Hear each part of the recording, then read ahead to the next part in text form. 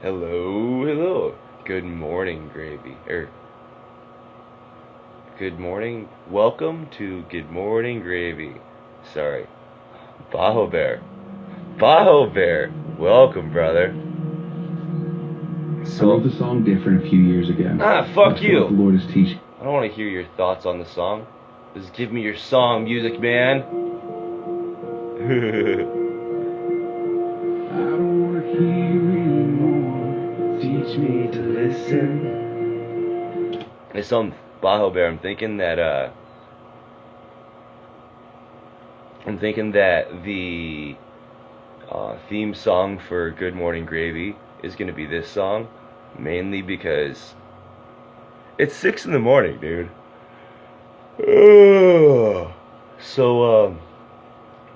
So far, this doesn't give the Instagram stream like strikes and stuff. So until it does, this is the theme song for Morning Gravy. Plus, I also really enjoy the song.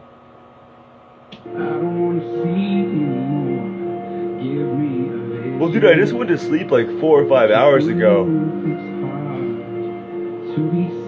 Farmhouse with a long name. Welcome, welcome. Bubba da Bossa.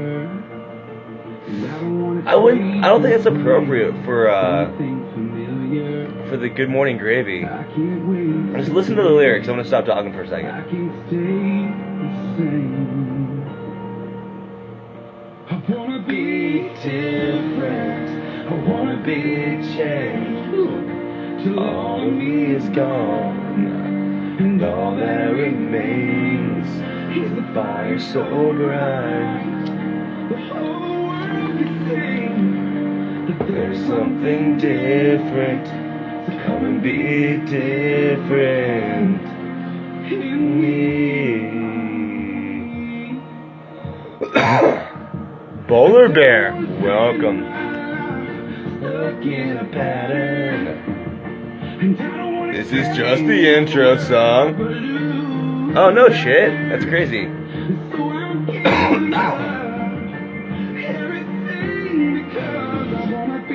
Different. I wanna be changed. All of me is gone, and all that remains is a fire so bright the whole world can see. That's insane.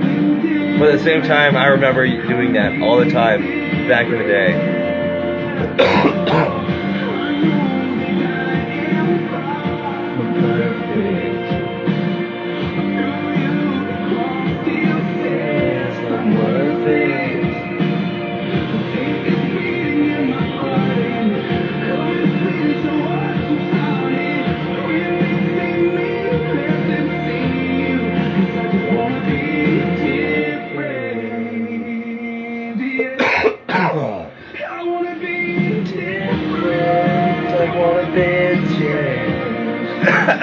You can't get them to leave?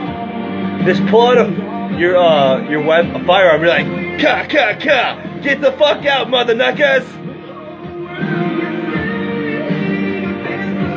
Different, so come and be different. Where's my water? Oh no, where's my water? Alright, close enough. So that was the theme song for Good Morning Gravy. But now that I've taken a hit on the marijuana device, like 30 seconds after I woke up, I have a need for some agua.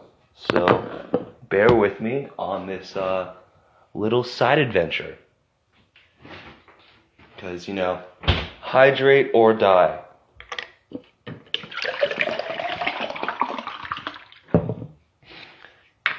And as I'm walking back, would you guys prefer that I do the psalms and hymns first today?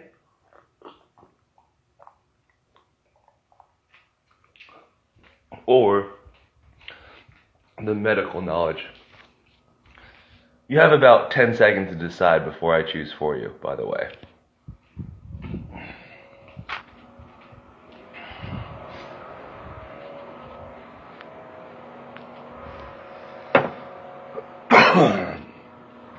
Right. No one said anything. Your choice is made up. What am I going to do? I'm going to do the medical knowledge. Because the order really doesn't matter. So this was kind of weird. This is still in the introductory section of the this medical book. It's called The Eclectic Guide to Health. And just see if I can. I forget if the year in which this was 1886. So this is a medical book that's significantly older than I am. And just the way that this medical book says things and describes terms, I find really interesting.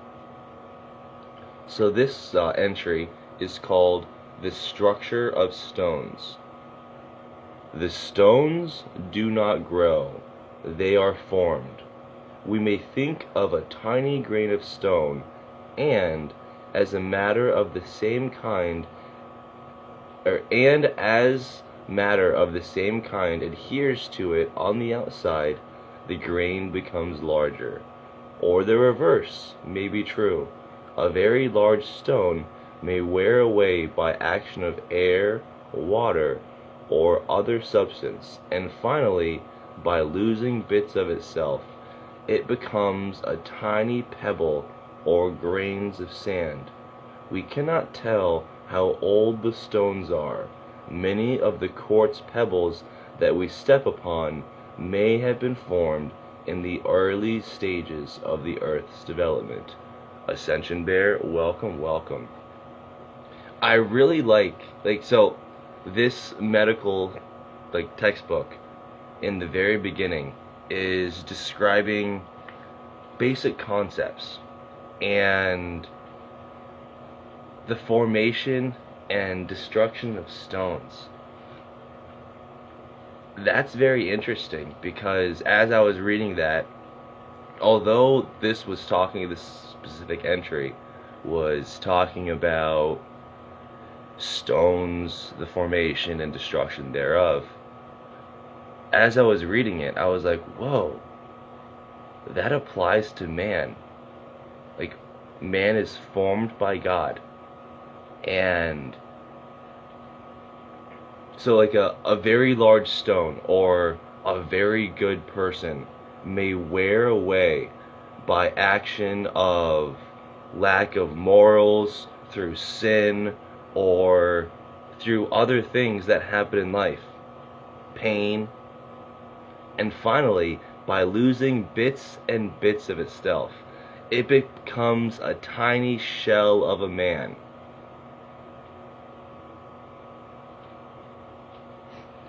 Well, Ascension Bear, I'm actually burning both sides of the candle. I just did episode 38 of Late Night with Jap Jap last night, and then here I am doing episode 3 of Good Morning Gravy right now. So I'm trying to expand my repertoire, as it were. Yeah, like, do you guys find that, like, am I being a little bit crazy? Just, as I was reading that, that's kind of what I saw.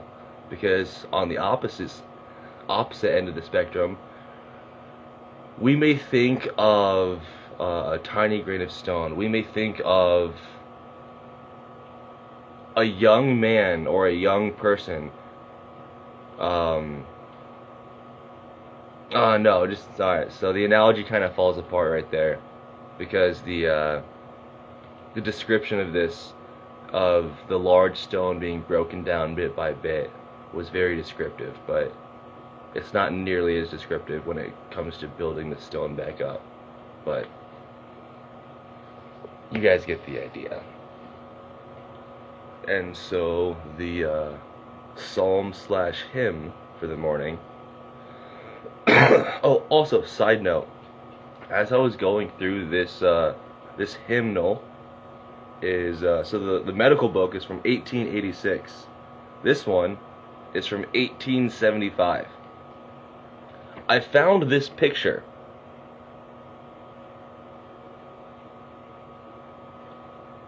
I literally have no idea what it's supposed to be of. Can't figure it out. But I found it in this book that's over 100 years old. No idea. So today's hymn is based on Matthew 10:30. So before we read our hymn for this morning, Christopher, welcome, welcome. Let's get our biblical context. What is this hymn based on? Matthew chapter 10, verse 30. Oh, I've got verse 32 highlighted. Darn it. I did not curse. I almost cursed. Darn it. Matthew 10:30. Interesting. And even the very hairs of your head are all numbered. So that's supposed to be our biblical context for today. Interesting.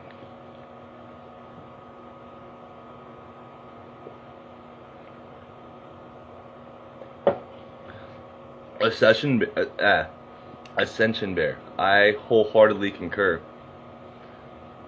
Before I read this, I'm really excited to, so I don't read any of this stuff or figure it out before this stream, because I really enjoy, learning stuff as I go along with you guys.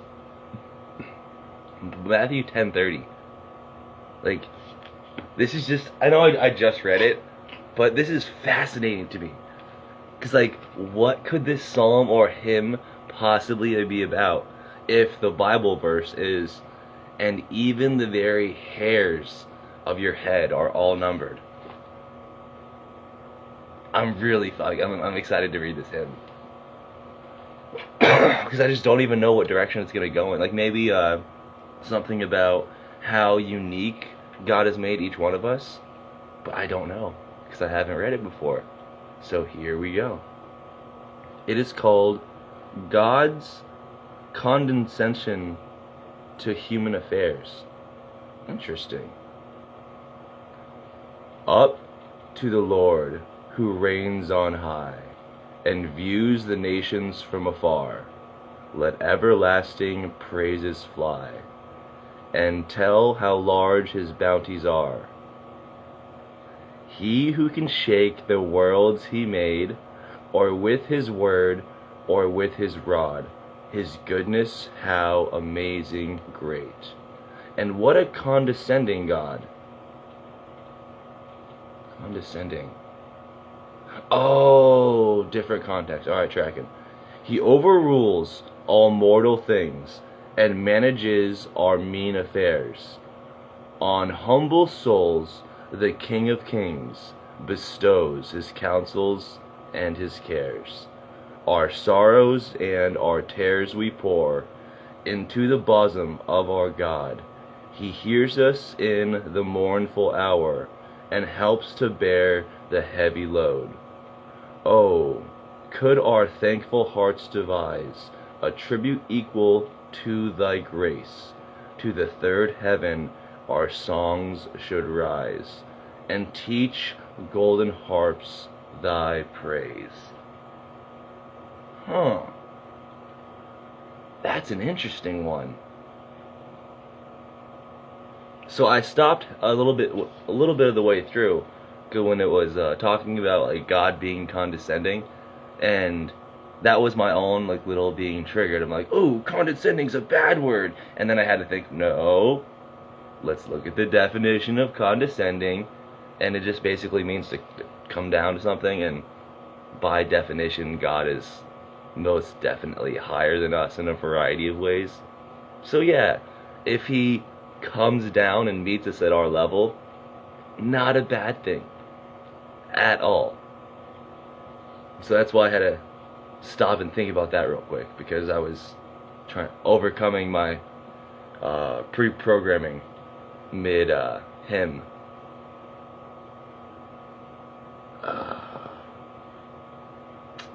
what was I just thinking about? The very last little bit. Oh, could our thankful hearts devise a tribute equal to thy grace? First off, no. Which is one of the reasons why this is so amazing. Like, there is nothing our thankful hearts can devise that, would be equal tribute to the grace of God. Like, literally nothing.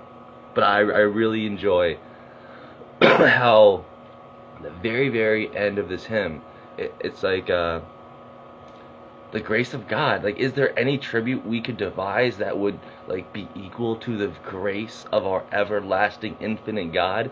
It's raising up this rhetorical question right before the end, where it's, to the third heaven our songs should rise, and teach the golden harps thy praise. And, like, just right before the very end, it's like, there's nothing we can do, like, no tribute we can give God that is equal to his heavenly grace that he has given us. And boom, we're giving him, like, the third heaven. That's a biblical term. So first heaven, second heaven, third heaven, like, biblical terms. I won't bore you with the details. That's a whole Bible study by itself. But basically, third heaven is like heaven, where God lives. Like, our songs should rise straight to third heaven, and teach the golden harps thy praise. Like, this hymn is calling for us to literally re-teach the angels how to praise God. Not as, like, an arrogant, like, ooh, we're better, we're the special boys, but as a, like, let our praise be so genuine and so heartfelt and just so passionate that the angels are like, whoa, I think I need to relearn how to worship the Lord my God. And I know it's a little bit of a stretch, but it is indeed a very fascinating concept, where Lucifer was the worship leader before he was cast out of heaven.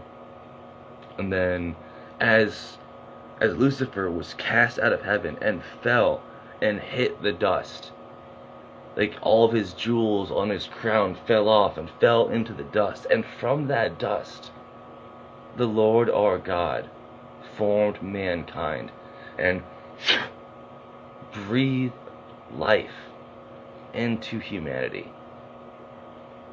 And then now, like, according to this psalm, it's like, alright, from what the Lord has made, from the dust, from these fallen jewels of Lucifer, this previous worship leader, now mankind's main mantle is to honor and praise God. So that's where I'm coming back with this last stanza. To the third heaven our songs should rise. Oh, what's up, buddy? And teach the golden harps thy praise. So I know I went a little bit kind of esoteric and deep on that one. But yeah, those are my thoughts, guys. And feel free to comment, correct me, blah blah blah. Like, this is the time in, like, the chat where I want to get your guys' opinions, but as of right now, I've got no one to talk to, and that's okay. Because waking up at 6 in the morning, well, a little bit earlier than 6, so that I can start streaming at 6, must be nice, is definitely not the most. Oh no, there's my medical book. I've got like 20 books that are over 100 years old, but I never want to lose any of them because they're all so precious. Not really. Well, they are. Not. They're precious in a non-covetous kind of way, where it's like, oh, these are like the cool books, because I've got thousands of books maybe not thousands, but hundreds. And like I've got hundreds of books, and it just so happens that the oldest ones I value the most. Well, after the Bible, it's my old books that I value the most. Anyways, thanks. This was Good Morning with Gravy, episode 3. So comment on what you liked, what you didn't like, what you think I could do better, and like all that, because this is just episode 3, and I wanted to turn Good Morning Gravy into a very valuable resource for the Bears. So please let me know and help me make Good Morning Gravy a wonderful resource. Have a brilliant day, and I shall see you guys later today. God bless. Like the closing line. I don't have a closing line for this, and I feel so awkward. Alright, later guys.